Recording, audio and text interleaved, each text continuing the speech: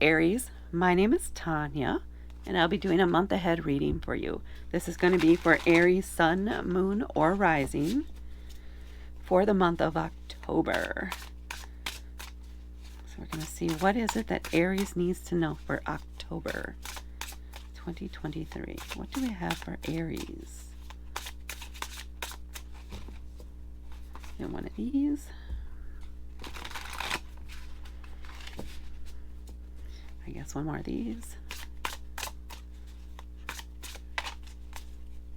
Okay. And cut. Aries, my Aries. Starting out with number 13, a Death card. A Temperance card. The Emperor card. Dang, Aries.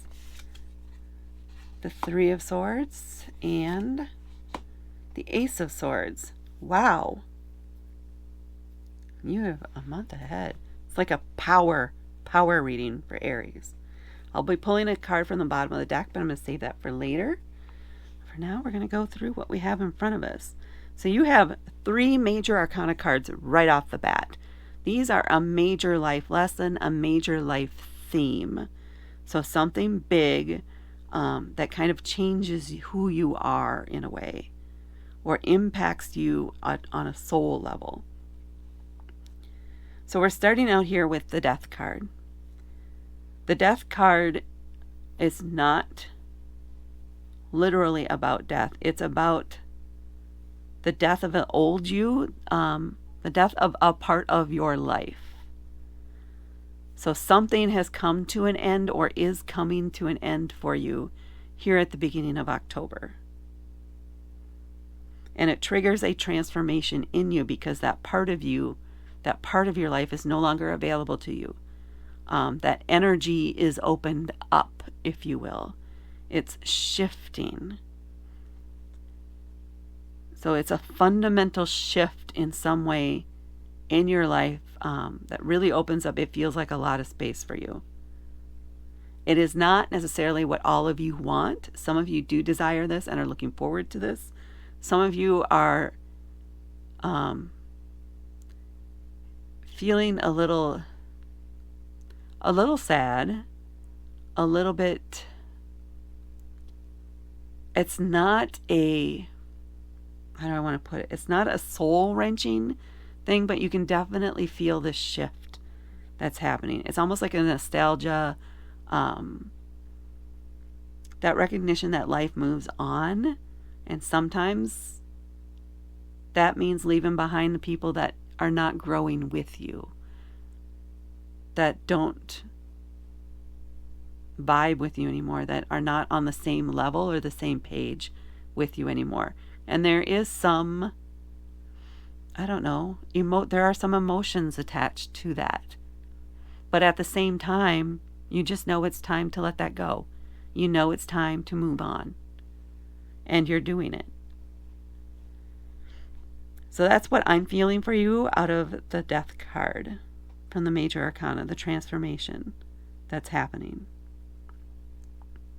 You're breaking out of your shell. Oh, I like that too. For some of you, it's very much like that. It's like something that's been pinning you back or holding you back, and now it's time, and you're able now to just break free of that part of your life so that you can move forward. And then we come up on the Temperance card. And what I'm getting from this today is very much about balance, and clearly it happens after the Death card. After the transformation comes this readjustment period, this time where we're figuring out our new balance, regaining balance, determining how are we going to adjust parts of our life, adjust our energy in a way that gives us balance. So we're not all focused on this what feels for some of you like a hole in your life. It isn't really a hole, but it is definitely different. So there's this adjustment period for that, and this coming to terms with how your life looks going forward from this. What does it open you up to? What are you willing to let into your life to replace that? Or do you not let anything else into your life and you just work with the things that are already there, but give them more energy? Enrich those areas of your life now that you have the time and the energy for them. So for me, for some of you, this feels definitely like a decision on how you want to adjust your schedule, adjust your attention, and maybe even allocate time for yourself, dedicated solely to you. And then the Emperor card, which is Aries, also represents Aries. This is the Aries card in the Major Arcana. Every sign has a Major Arcana card associated with it. This one is Aries. It's the one that kicks it off.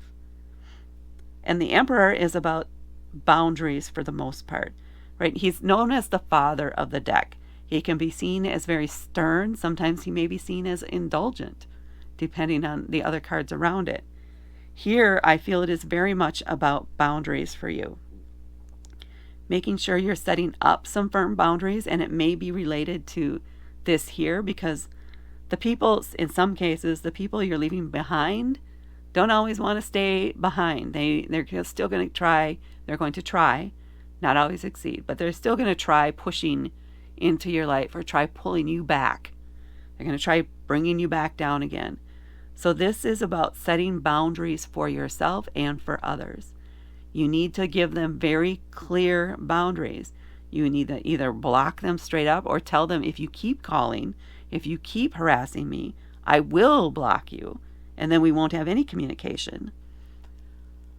Or you give me my space, and when I want to talk to you, I'll call you. Don't call me, I'll call you, kind of energy. You also need to be aware of these boundaries and respect them yourself. So you're not slipping back down into that rabbit hole, into the things that have held you back in the past. Because you really do, it's like something clicks in you where you really feel that transition, that change that happens within you. And setting up these boundaries, even it might be just time boundaries or boundaries related to how you've decided you want to balance your energy, how you want to expend your energy now going forward, and getting clear boundaries around those areas of your life so that it's not muddying, it's not blending together. You're not having past behaviors or past relationships come back in to muddy things and throw things off balance. You want to make sure that you're firm in your boundaries and how your energy is being expended. And then we come up on the Three of Swords. Now, a lot of times, this is a very negative card. It can mean heartbreak. It can mean despair, even in some cases. So let me see what I'm getting for you. I'm getting, like, put a pin in it. Just put a pin in it. So there may be something from your past that you're still trying to hold on to in some way, but it's an old relationship. It's something that's no longer active. It's something that's already been severed and cleared out in the past, but your mind keeps going back there every once in a while. And considering the possible, what if I had done this? What if we went this way? What if? Put a pin in it. Leave it there for later. Now isn't the time to focus on that stuff. That's just bringing your energy back down. It doesn't serve you in any way. It's time really to just let that stuff go. But if you want, I guess, apparently they're saying you could put a pin in it. Like pin it to the wall and then just leave it there and let it go. Don't even think about it anymore. It's there if you ever want to really, really need to go back to it. But for now, for October, put a pin in it and don't think about it anymore. And I'm also seeing for some of you is put a pin in it and you're popping a balloon. It's like it's like a big giant release of energy, that pop, that explosion of energy you get when you pop a balloon with a pin and it just goes puff, bang. Just that release of that energy that's been held in and tied up and and contained and not usable because you're keeping it here in this bundle. You got to let that go. You got to pop that balloon, release that energy, right? The goal is to return your energy to you so that it benefits you and raises your vibration instead of keeping it bottled up. You don't want to do that anymore. That's not who you are anymore. And then we come to the Ace of Swords. Swords are about our thoughts, and we have two of them here, right? Which is why our thoughts keep coming back to this thing that's no longer active, no longer a thing, here with the Three of Swords. The Ace of Swords is about inspiration, a new idea, a new possibility, something you hadn't thought of before that comes up, because now you have the energy to think about these things and consider all these options. Something comes up for you toward the end of the month that you would not have considered a possibility or as possible for you in the past. But now, just maybe, it is possible. You could do it. You could get it done. You do have the time. You do have the resources. All of these things keep piling up and occurring to you once this little nugget of inspiration comes out. And the possibilities open up. And you may be flooded in a way. It's going to be very exciting, a little thrilling, because you never thought you'd be able to do this. But you know what? You can. And you know what? You just might. Let's see what we have on the back of the deck here. The Lovers. Well, that's kind of exciting, isn't it? Perhaps bursting that bubble, putting a pin in it.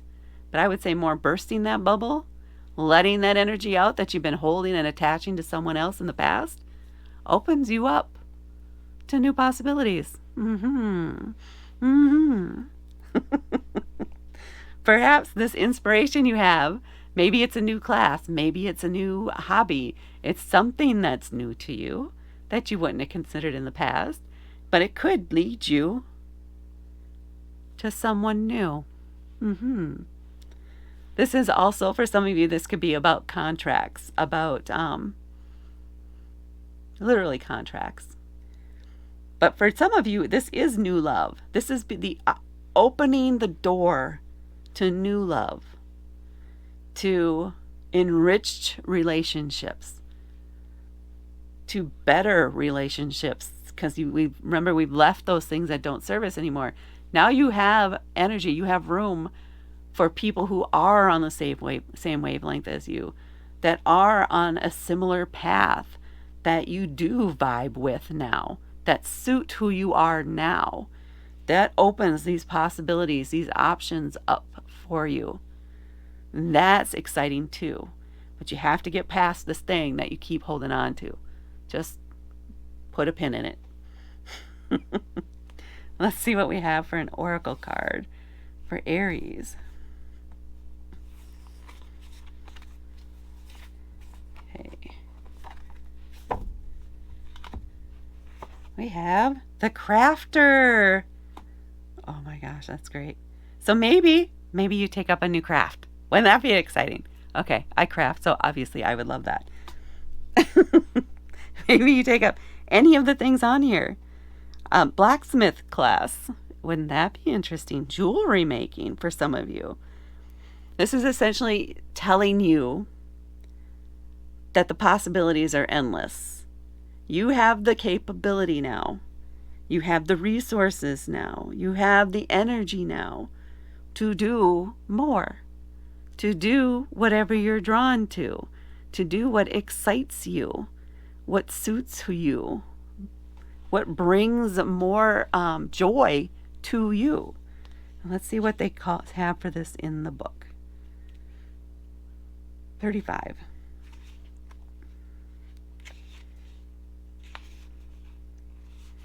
So, you are driven to craft in some way. Harness the motivation you are driven by to create something special. Anything you craft is a reflection of who you are. So embrace your personality and make something you're proud of. Yeah. Be inspired. Get out there. Meet new people. Use that energy, that juicy energy you're feeling here in October. Use that to create something just for you in a beautiful, beautiful way. And that's what I have for Aries for October. Please hit the like button and please hit subscribe and help me grow my channel. Thank you so much for watching. I enjoyed this very much. I am an Aries Sun. Yes, I am. So I'm excited. And again, sorry. Thank you so much for watching, and I will talk to you later. Bye.